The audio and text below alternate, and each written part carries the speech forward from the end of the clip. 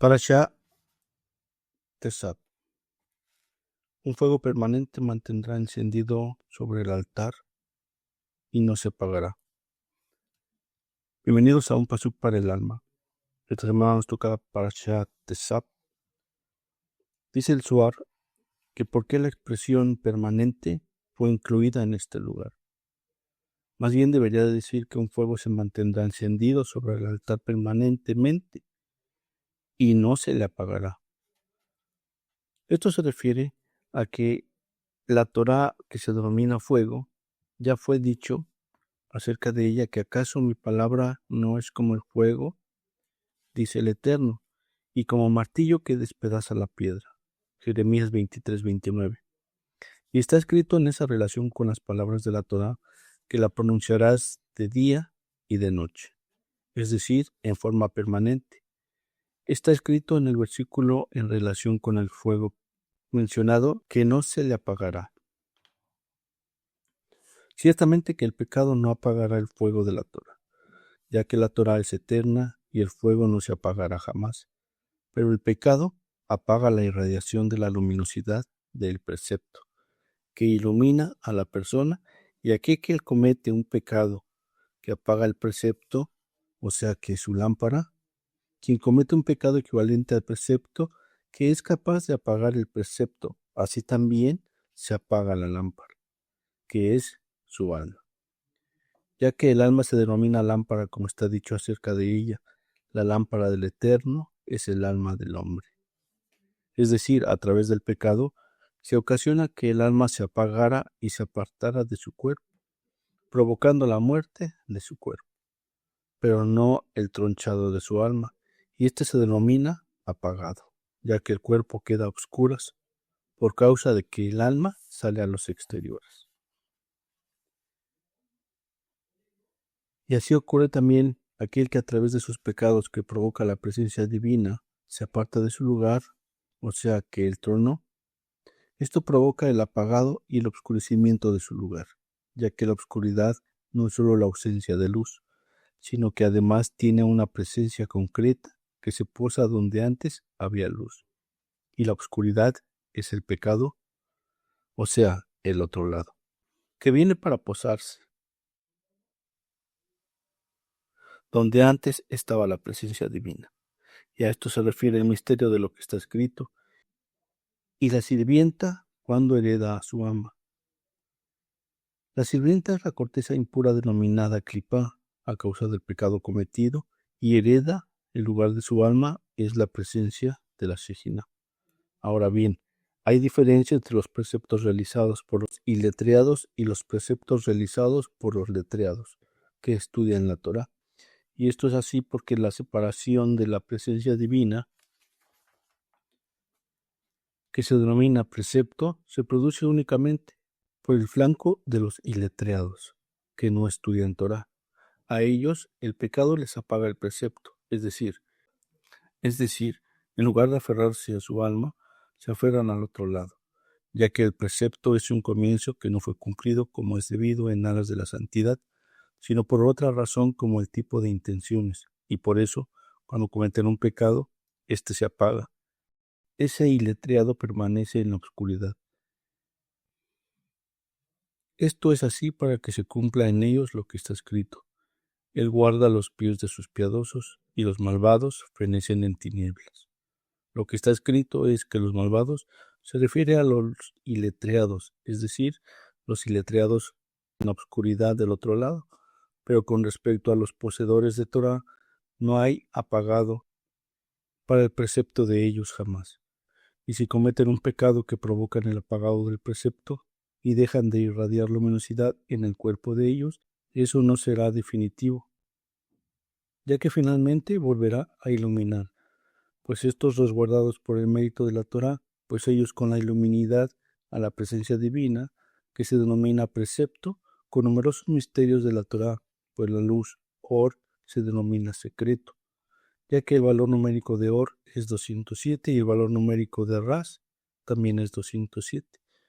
Y esto se alude a la luz de los secretos de la Torá que iluminan la presencia divina, y esa luz producida por la concentración de la persona y cumplir el precepto no se apagará definitivamente, ya que aunque fuera apagada en forma momentánea, tal como hemos dicho, volvería a ser iluminada.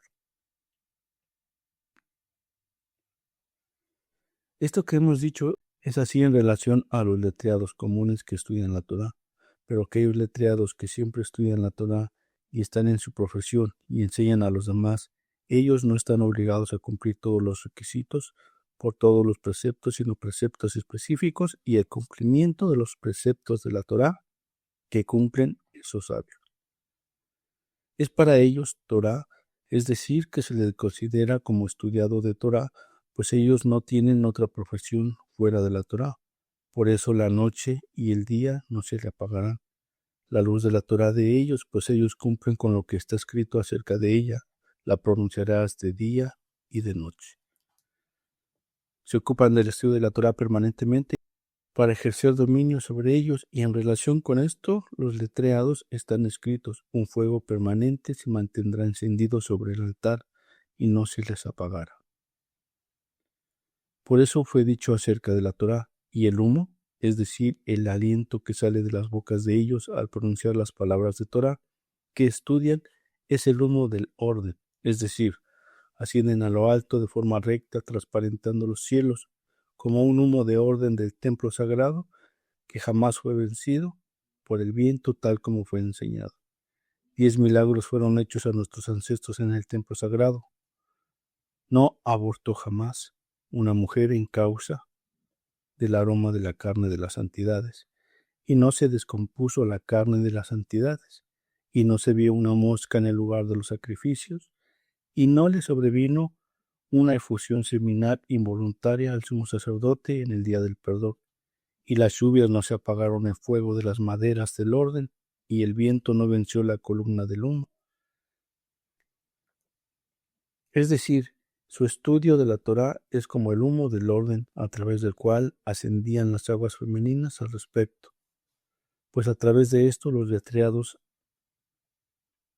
la ordenan y la preparan a la presencia divina, que es el aspecto femenino, para ascender y estar con el marido, el aspecto masculino, que es Seirampí. Por ejemplo, tal como está escrito: háblale a Aarón y dile, cuando enciendas las luminarias, hacia el frente de la menorá dirigirá la luz de las 7 lumbreras.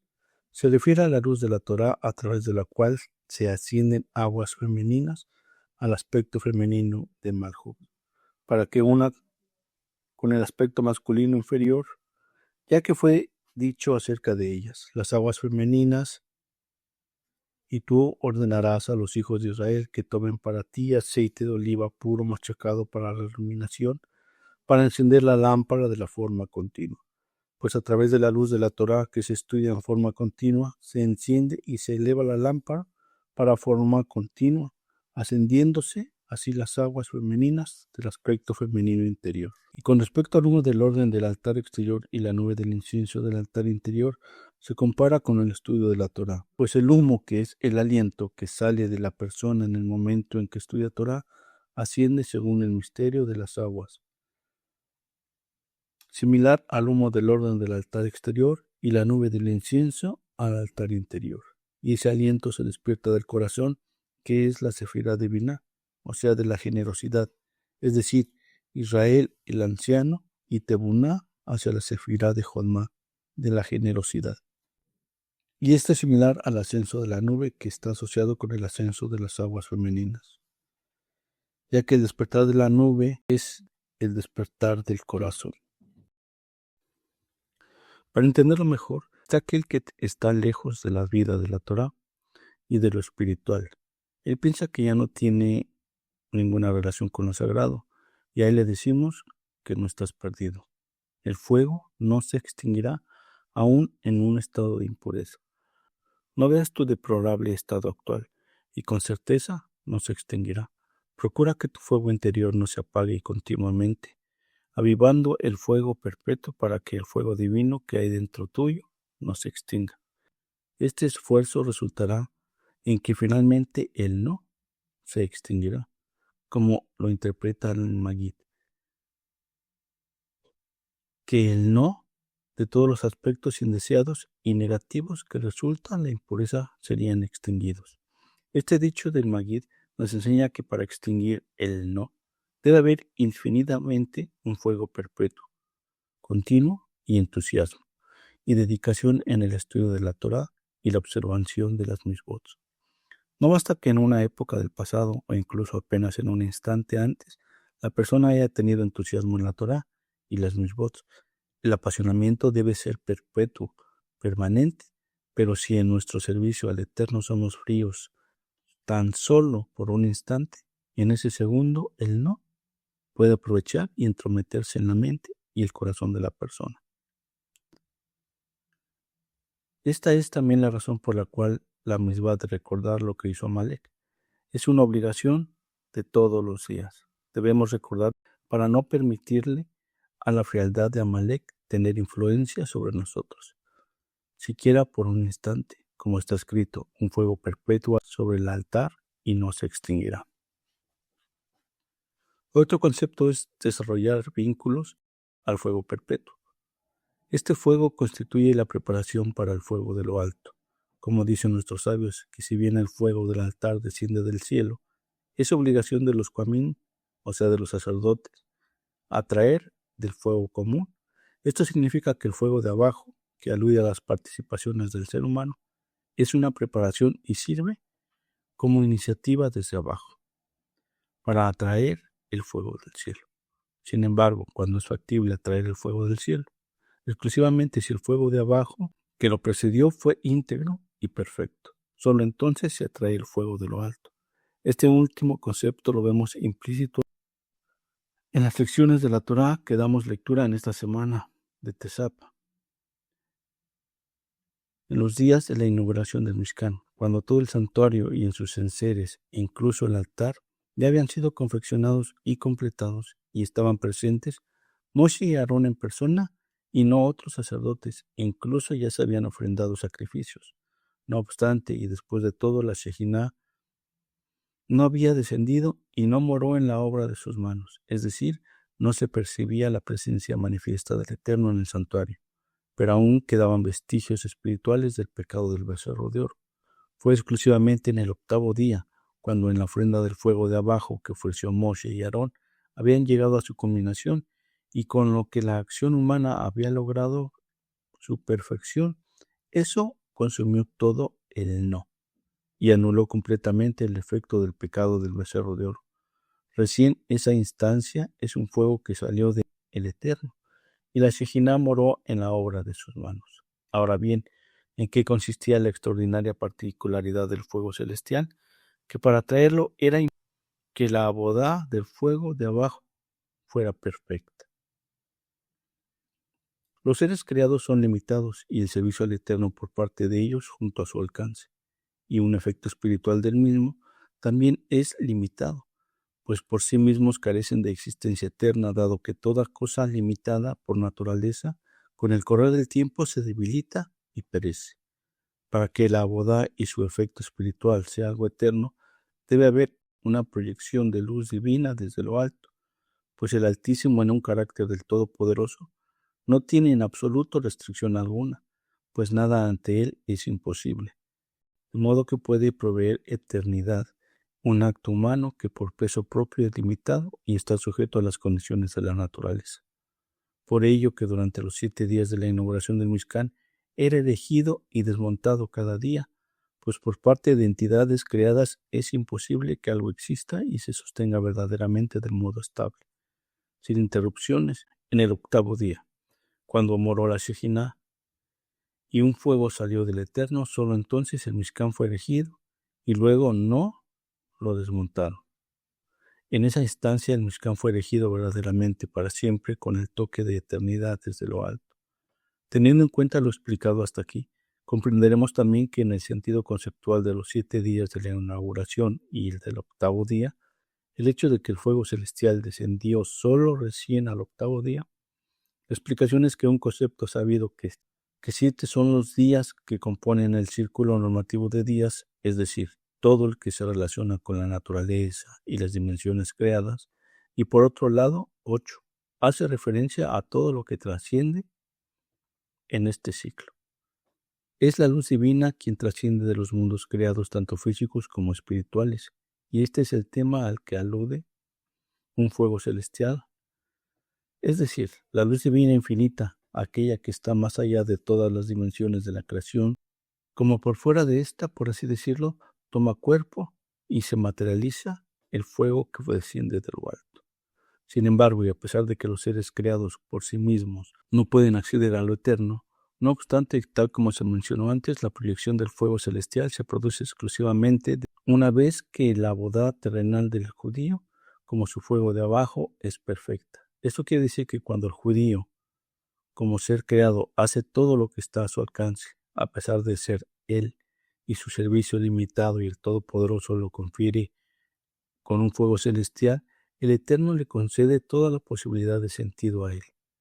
Y la persona, siendo un ser mortal limitado, siente que su fuego íntimo lo ilimitó el infinito del Eterno.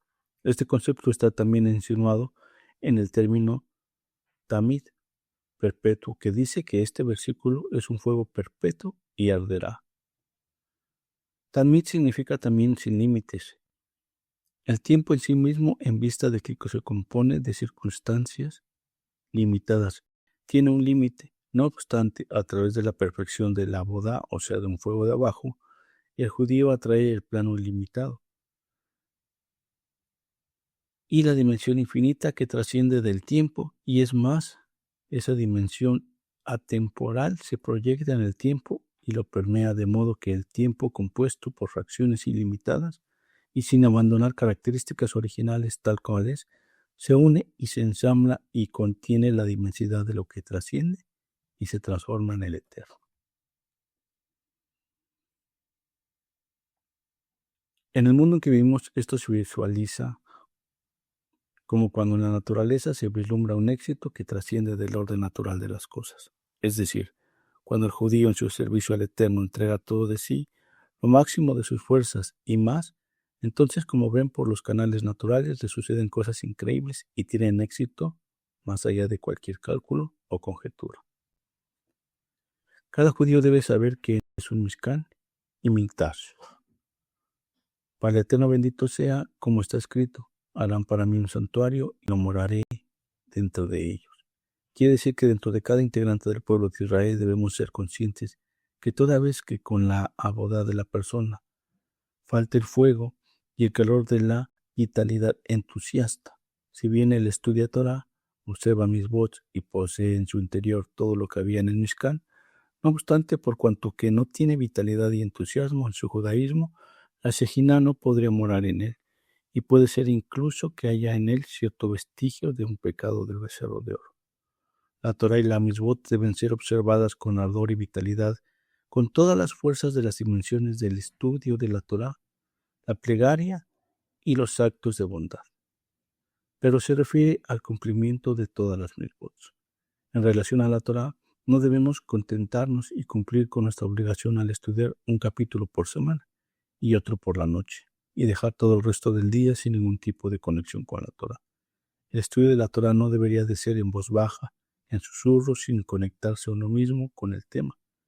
Este debe ser de forma tal que no se apartara, involucrando todos los 248 órganos hasta el punto que todos mis huesos habrán de declarar, que debe de ser con vitalidad y con entusiasmo. En cuanto a la plegaria, esta es la forma del servicio a la que principalmente denominamos abodá, el esfuerzo de la persona con su mente y su corazón para conectarse con el Eterno en la plegaria. No debe de ser un acto rutinario, sino un ruego de piedad y una súplica entre el Eterno, con un sentimiento de vitalidad. Y el Gemilut Hasadim alude a las Misbot, pues en las líneas generales de todas las Misbot están incluidas en la Gemilut Hasadim. Esto no debe ser practicadas de manera mecánica como para cumplir con la obligación y deshacerse de ellas. Las Misbot deben ser observadas y viene con una vitalidad en la que la persona debe de cumplir con todas estas. La perfección de la boda de un fuego de terrenal genera que el fuego celestial causado por la Shejina more en la Torah y abodá de esta persona y en todas sus actividades, incluso en sus quehaceres mundanos. Todo esto producirá, como mencionamos antes, que la faceta ilimitada de la divinidad se proyecte en el lado limitado de nuestra realidad mundana. De modo que vislumbremos incluso en las vestimentas de la naturaleza la bendición divina y el éxito sobrenatural. Cuando una persona entra al camino de la Torá primordialmente e intenta llegar a servir al Eterno de la manera debida, es el sacrificio.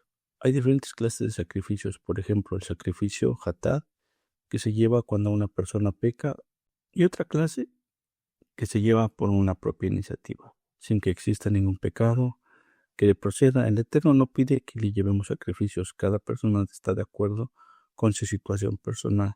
Si prestamos atención a los detalles de este versículo, descubrimos que trae un mensaje maravilloso. Está escrito que en los animales de bovinos o de bovinos se ofrecerán su ofrenda.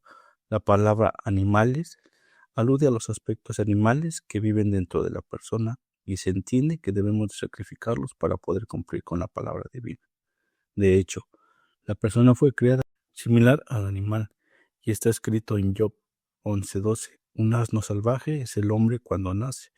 Solamente después de ser educado en el camino de la Torá y de las misbot, puede quitarse de encima las envolturas animales que lo cubren, utilizando la santidad que recibió a través de sus buenos actos. Así como el animal come, bebe y duerme, también nosotros lo hacemos.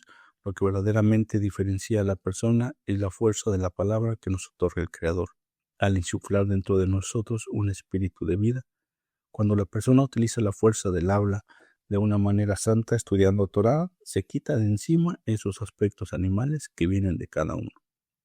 Pero si no lo hace y utiliza su boca de manera inadecuada, esos aspectos animales se fortalecen cada vez más. El Raman lo explica diciendo que santifícate a ti mismo en las cosas que tienes permitidas hacer. Es decir, que la persona debe de quitarse esas vestimentas animales, alejándose de las comidas abundantes, bebidas y excesos, o descansos innecesarios y otros placeres físicos, a pesar de que sean cosas permitidas. El mero hecho de abstenerse de estos aspectos eleva y santifica a la persona, diferenciándola del animal. Vemos que sacrificarse no es solamente abstenerse de comer o de cometer una transgresión, sino también de poner límites y definir la medida y la cantidad correcta de cada cosa, lo cual significa y cuida a la persona de todo mal. Cuando alguien quiere distraerse un rato e ir a algún sitio de recreación, pero en cambio va a un Bet Hamikdash, eso se llama sacrificio. Si alguien desea seguir durmiendo pero se sobrepone como un león para cumplir con un servicio divino, también se considera un sacrificio, y esos son los actos que liberan a la persona de sus actos animales. La palabra bakar, o sea, ganado bovino, es similar a la persona, boker, mañana. Esto nos enseña que si la persona quiere sacrificarse por el Creador, debe hacerlo desde el momento mismo en que abre los ojos, y de esta manera lograr que todo el día siga así, y eso es un buen comienzo. Así como una misvá lleva consigo a otra misvá. En cuestión de los ovinos, min atzot, lo cual alude al día como una totalidad, porque la persona debe mantenerse firme durante todo el día.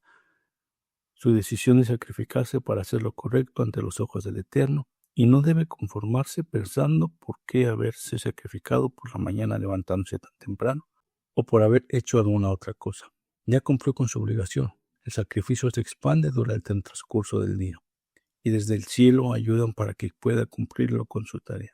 Actualmente no podemos ofrecer sacrificios en el altar, y eso es consecuencia del sacrificio personal que ocupa en ese lugar. Si la persona se acostumbra a entregar de sí misma, le resultará fácil y natural abstenerse de satisfacer algunos deseos materiales que generalmente terminan llevando a la persona por caminos que culminan en transgresiones. Además, la persona debe alejarse de toda duda y reforzar su fe en el Eterno para lograr su sacrificio sea auténtico. Esto lo aprendemos del orden de las festividades. La festividad de Pesach, que es la festividad de la fe, viene después de Purim, donde andamos o anulamos todas las dudas que pueden existir. Podemos decir que para cumplir la manera de vida de nuestra obligación en Pesach y sentir verdaderamente si el Eterno no nos hubiese sacado de Egipto, seguiríamos siendo esclavos. Debemos quitarnos de encima la trampa que nos colocó Amalek, que es la duda. A continuación, sigue la festividad de Shavuot, que es el momento en el cual recibimos la Torá y para lo cual es necesario una entrega total de lo común, porque la Torá se adhiere al sacrificio a través de la fe y borrando del corazón toda sombra de duda. Dice Rashi que la palabra tetzab, ordena, fue utilizada en el sentido de ungir a la realización de la tarea aquí descrita, tanto en ese preciso momento como para las generaciones futuras. Al respecto dijo Rabbi Simón que la Torá tiene más necesidad de ungir a la persona y cumplir una orden cuando ésta implica una pérdida monetaria. Y el sacrificio olá es considerado como una pérdida monetaria para el Kohanim porque se ofrenda completamente al Eterno. Las palabras de Rashi llaman a la atención. ¿Acaso podemos pensar que los Kohanim podrían llegar a descuidar su trabajo o demorarlo porque no obtendrían ningún provecho material de este sacrificio? Los Kohanim son considerados como las personas más elevadas del pueblo y ellos agradecen permanentemente al Eterno por el mérito de ser quienes trabajan en el templo y ofrendan el sacrificio. Entonces, ¿cómo podemos sospechar algo así? Podemos decir que esta es la naturaleza del ser humano. Incluso si la persona más elevada realiza un acto que exige de todas formas posibles que la persona sirva al Eterno de la manera debida, específicamente en aquellas cosas donde es obvio que la intención debe de ser completamente pura y que la única finalidad es cumplir con la voluntad divina, como en el caso del sacrificio de olá. Por esa razón, la persona necesita advertencias y apoyos en su lucha contra la inclinación al mal, para cumplir con la obligación de una manera indicada. Después del pecado de Adán, el mundo quedó desierto de Torah, hasta que el pueblo de Israel pobló ese desierto espiritual al exclamar, haremos y escucharemos. Pero sabemos que después de ese nivel espiritual fue perjudicado a causa del pecado del becerro de oro. Cuando todo el mundo volvió a descender, la causa de esto fue una tendencia en que la persona fue a buscar un beneficio material y los placeres mundanos, ideando cada acto de acuerdo con sus parámetros y calculando el provecho que obtendría antes de dar cada paso. Al respecto, se está escrito en el libro de Jobot a Baldebot, le dijo el entendimiento al alma. Se debe a tres causas. La primera es que la persona se ama a sí misma y busca de la manera de provocarse placer y no trabajar para servir al Creador o a otras personas, sin que prefiera vivir cómoda y placenteramente. Israel Salander viajaba en el tren de Vilna. Se sentó al lado del joven Abrej y le pidió que apagara su cigarro. El Rab de Israel apagó rápidamente el cigarro a pesar de que estaba viajando en una zona destinada para los fumadores. Poco de tiempo después, este mismo Abrej le pidió al Rab Shalner que cerrara la ventanilla y el Rab la cerró de inmediato, a pesar del tono ofensivo en que se le pidieron, y aunque él no la había abierto, al llegar a su destino, una muchedumbre rodeó el vagón para recibir al Rab que llegaba a la ciudad de Abarej. No tardó mucho en comprender que el Rab Shalan era precisamente la persona que había viajado a su lado y quien se había dirigido de una manera poco cortés. Avergonzado le pidió al Rab que lo perdonara por una manera en que había actuado. El Rab Israel le pidió que regresara al día siguiente. Al día siguiente nuevamente esta persona pidió perdón y que el Rab le respondió que lo perdonaba completamente y le preguntó para qué había viajado hasta Vilna. Esa persona dijo que deseaba recibir un permiso para trabajar como shohet y que anteriormente había intentado lograrlo pero había fracasado. El Rab le deseó buena suerte y le pidió que regresara a contarle cómo le había ido. Tiempo después regresó el Abarej y le contó al Rab que había fracasado. Entonces el Rab le sugirió contratar a un maestro particular para estudiar la Salahot. Ese fue el buen consejo y finalmente el Abarej aprobó el examen. Como hemos dicho, la Torá consideró necesariamente advertir a la persona que se cuide en aquellas cosas en las cuales no obtienen provecho material. La Torá incluso le advirtió a los Kohanim y a las personas más elevadas del pueblo porque ella reconoce que la naturaleza humana es actuar con pereza en estos casos. Para superar esta tendencia natural es necesario esforzarse todo lo posible y esto es precisamente lo que hizo el Rab Shalander. Al superar su propia naturaleza para ayudar todo lo posible a la persona que le había faltado al respeto. El Ramban escribió que la persona debe darle al pobre más de lo que se da a sí misma. Esto es algo sumamente difícil de cumplir. Cada uno siente en carne propia sus necesidades y se ama a sí mismo más de lo que ama a los demás.